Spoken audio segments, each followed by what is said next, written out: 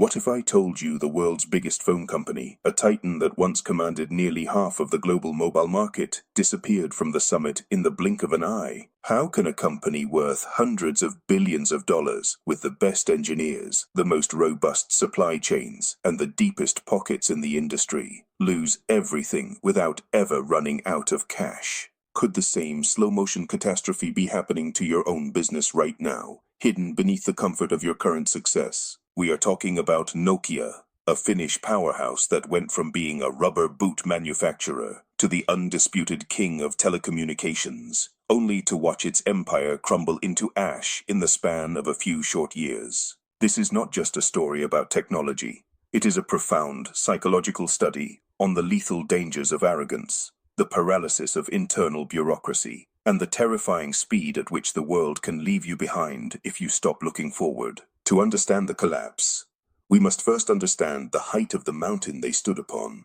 In the late 90s and early 2000s, Nokia was not just a company, it was a cultural phenomenon. Their phones were indestructible, they introduced the world to Snake, and they made the mobile phone accessible to the common man. By 2007, Nokia held a staggering 49% of the global smartphone market share. They were the gold standard, the benchmark by which every other device was measured. But at the very moment they felt most secure, the ground beneath them began to shift. The executives in Espoo, Finland were blinded by their own metrics, convinced that because they had mastered the hardware game, they were immune to the software revolution. They had become a victim of their own excellence, trapped in a cycle where they focused on refining the past, rather than inventing the future. They built phones that could survive a drop from a building, but they failed to see that the world was moving toward devices that acted as portals to the entire internet. This is the ultimate lesson for anyone watching this today. Success is the greatest enemy of future achievement. When you are winning, you stop questioning your methods. You stop listening to the fringe voices in your engineering department who say the current model is dying. You start protecting your margins instead of protecting your relevance, and this is exactly where the rot sets in. The truth is, companies rarely disappear overnight. They disappear because they stop adapting, and they stop adapting because they become too heavy, too slow, and too comfortable to move when the wind changes. If you are still managing your business operations with scattered notes, paper files, or a dozen disconnected apps that don't talk to each other, you are already falling behind, just like Nokia did when they clung to their legacy systems. That is exactly why tools like invoice1pro.net exist. They are designed to centralize the chaos, helping contractors and service businesses organize estimates, invoices, scheduling, expenses, and customer communication in one seamless place. By streamlining your workflow, you ensure that your business keeps growing and evolving instead of being left in the dust by competitors who are faster, leaner, and more tech-savvy. If you own a business, you owe it to your future self to take a look at invoice1pro.net before your competitors do, because in the modern marketplace, efficiency is the only thing that separates the survivors from the memories. If you have ever owned a business or worked for a company that struggled to adapt to a changing market, leave a comment below. I would love to know your experience, because your stories are the proof that this is a universal struggle. The rot within Nokia was not a lack of talent, it was a culture of fear. There is a famous internal memo from Nokia's former CEO, Stephen Elop, known as the Burning Platform Memo, where he finally admitted that the company was standing on a platform that was literally on fire.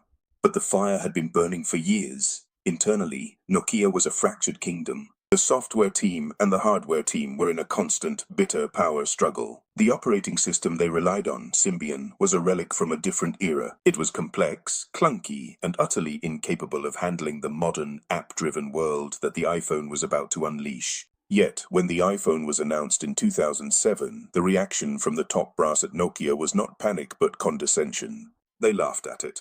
They looked at the battery life, the lack of a physical keyboard, and the price tag, and they convinced themselves that it was a toy for the elite that would never threaten their dominance in the mass market. They were looking at the specs, but they completely missed the paradigm shift. They failed to realize that Apple wasn't selling a phone. They were selling a platform, an experience, and a digital ecosystem that would render the traditional mobile phone obsolete. Nokia's engineers had actually built prototypes of touchscreen phones years before Apple, but those projects were killed in committee meetings by executives who were terrified of cannibalizing their own successful hardware business. This is the innovator's dilemma in its purest, most painful form: the fear of destroying what you have today to save what you could have tomorrow. It is a psychological trap. When you have $1 billion revenue stream, you are terrified to pivot, even if you know the pivot is necessary. You prioritize the quarterly earnings report over the 5-year survival strategy. You listen to the accountants instead of the visionaries. And while Nokia was busy perfecting the camera sensor on a phone that nobody wanted to use for the internet, Google was quietly building Android, a software platform that was open, flexible, and ready to be adopted by every other manufacturer on the planet. Nokia chose to fight a war on 2 fronts. They tried to fix their broken Symbian system, while simultaneously battling a tidal wave of competition from both Apple's closed ecosystem and Google's open-source army. It was a strategic nightmare. By the time they decided to partner with Microsoft to adopt Windows Phone, the war was already lost. The app gap was too wide. Developers didn't want to build for a third platform when they could reach everyone on iOS and Android. It was a tragic marriage of 2 giants who were both struggling to stay relevant, and it only accelerated the decline. Microsoft couldn't save Nokia because you cannot save a culture that has lost its connection to the user. They were focused on features, while the world had moved on to experiences. They were focused on carrier relationships, while the world had moved on to consumer demand.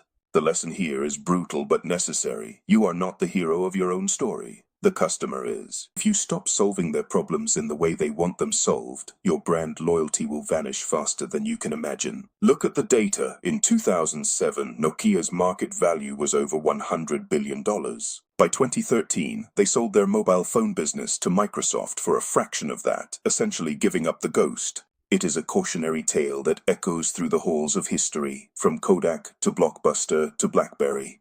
They all thought they were too big to fail. They all thought their brand was strong enough to withstand the tide. But the tide doesn't care about your history. The tide only cares about the present. Do you think Nokia could have beaten Apple if they had reacted earlier? Or was their internal structure so broken that their fall was inevitable?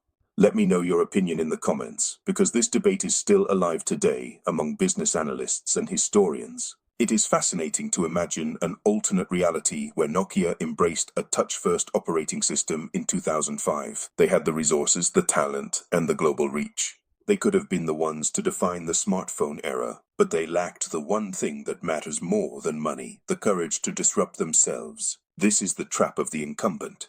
When you are the leader, you have everything to lose.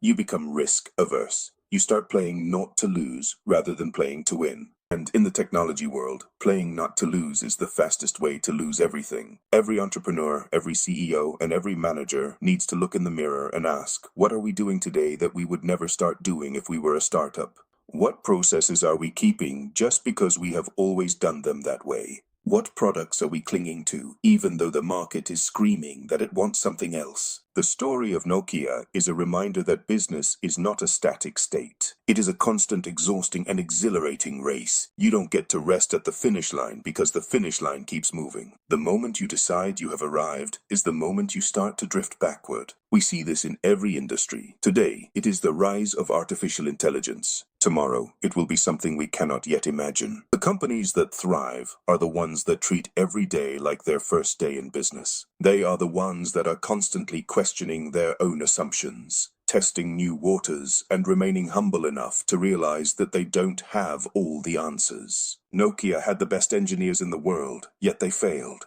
They had the best supply chain in the world, yet they failed. They had the most recognizable brand in the world, yet they failed. Why? Because they lost their hunger. They stopped being curious. They stopped being paranoid about the competition. They became a company of managers instead of a company of builders. If you want to avoid their fate, you must stay hungry. You must cultivate a culture where the best idea wins, regardless of who proposes it. You must be willing to kill your own projects if they no longer serve the future. You must be obsessed with the user experience above all else. This is not just advice for tech giants. It is advice for the local contractor, the e-commerce store owner, and the small business entrepreneur.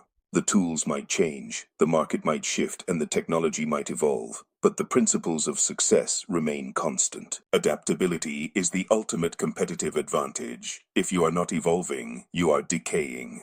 There is no middle ground. The story of Nokia is a tragedy, yes, but it is also a gift. It is a gift of insight for those willing to learn from the mistakes of the past. It shows us that the biggest threat to your business isn't a competitor with more money. It is your own inability to see the world as it is, rather than how you wish it to be. It is the refusal to let go of the past to make room for the future. So, as you look at your own business, ask yourself, what is my version of the physical keyboard? What is the thing I am holding on to that is actually holding me back? Identify it, challenge it, and be brave enough to change it. Because the world will not wait for you to catch up. It will move on, with or without you. The era of the smartphone changed everything. And while Nokia was the one to lose, the lessons they left behind are the keys to winning for the next generation of leaders. It is about speed, it is about culture, and it is about the relentless pursuit of relevance. Do not fear the change, fear the stagnation. Take action, iterate, and keep your eyes on the horizon. The greatest competitive advantage you will ever have is your willingness to learn, to grow, and to pivot before the platform beneath your feet turns to ash. You have the power to write a different ending for your story. Don't let your legacy be a cautionary tale. Let it be a blueprint for success in a world that never stops changing. The history of business is littered with the corpses of companies that thought they were invincible, but it is also filled with the stories of those who realized that the only constant is change, and they built their empires on that shifting sand. You can be one of those, but only if you are willing to do the hard work of evolving every single day. The market doesn't care about your past achievements. It only cares about what you can do for the customer today. Keep that in mind. Stay humble, stay agile, and keep building. The future belongs to those who are ready to build it, not those who are busy trying to preserve the past. Nokia's story is a powerful reminder that while technology might be the subject, the real drama is human, and the real stakes are survival. Thank you for walking through this history with me, and I hope you take these lessons back into your own work, because the world needs more builders who aren't afraid to adapt. Always remember, the moment you stop learning is the moment you start failing. Stay curious, stay bold, and never stop evolving. The next chapter of your business is waiting to be written, and it is entirely up to you whether it becomes a story of triumph or a story of what could have been. Choose wisely, act decisively, and make sure your business is built to last in a world that moves at the speed of light. The end of one era is always the beginning of another. Make sure you are the one leading the charge into the new one.